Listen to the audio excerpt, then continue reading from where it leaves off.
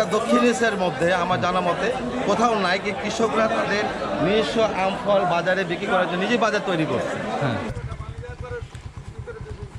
কি পরিমাণ রস, খাও। হ্যাঁ, অনেক সুস্বাদু, অনেকটা ফজলির মতো টেস্ট। অনেকটা ফজলির মতো, একটা ফ্লেভার আছে আলাদা। ভাই দেখেন তো খায়া, আপনি চেক করেন। না আপনি একটু খান। অনেক সুন্দর। হ্যাঁ ভালো, বহু সুন্দরী। বউ সুন্দরী। আদিকাল থেকেই এই জনপদ সুস্বাদু আম উৎপাদনের জন্য প্রসিদ্ধ। 1947-এর দেশ বিভাগের আগে এটি মালদা জেলার অংশ ছিল। তখন মালদা জেলা ছিল রাজশাহী বিভাগের অধীনে।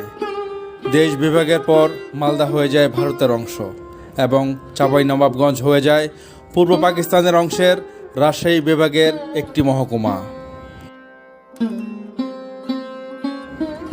বাংলাদেশ স্বাধীন হওয়ার পর 1984 সালে জেলা হিসাবে প্রতিষ্ঠিত হয় চাঁপাইনবাবগঞ্জ। ভৌগোলিকভাবে রাজশাহী, চাঁপাইনবাবগঞ্জ এবং মালদা আম উৎপাদনের জন্য দারুণ উপযোগী। শুধু তাই নয়, এই আমই এইসব জনপদের অর্থনীতির মূল চালিকা শক্তি হিসাবে বিবেচিত হয়ে আসছে বহুকাল ধরে।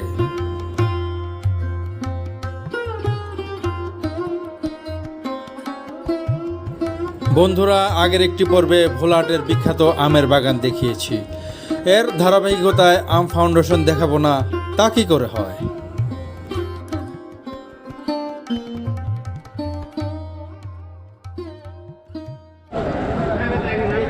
আসসালামু আলাইকুম, সবাই কেমন আছেন? আশা করি সবাই ভালো আছেন। আলহামদুলিল্লাহ, আমি অনেক ভালো আছি।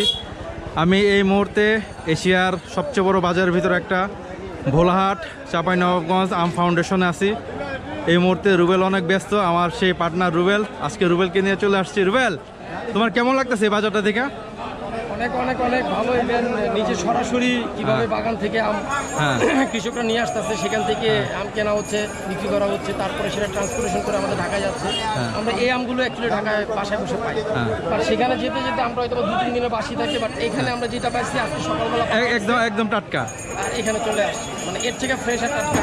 যাক, আমরা কিন্তু আম খাবো ইনশাআল্লাহ। পর থেকে সরাসরি এখানে আমরা বাগান থেকে খাবো কিন্তু। চলো রুবেল, আমরা একটু আজকে ইয়াটা দেখি, বাজারটা দেখি। আলহামদুলিল্লাহ, বাজারটা অনেক জমজমাট। এখন ল্যাংড়া এবং খিসাবাদের সময়, জানি না গুটি উঠছে কিনা ওরকমভাবে। নিশান ভাই, এই যে আমার বড় ভাই নিশান ভাই, আরেক বড় ভাই আছে আমাদের। ভাই, এখন কি সিজন তো ল্যাংড়া আর হলো খিসার? ল্যাংড়া খিরসা। হ্যাঁ, তবে ল্যাংড়া কি আগে থেকে কিছু ছোট ছোট দেখা যায় না? না, এই বছর ছোট হয়েছে তাপের কারণে।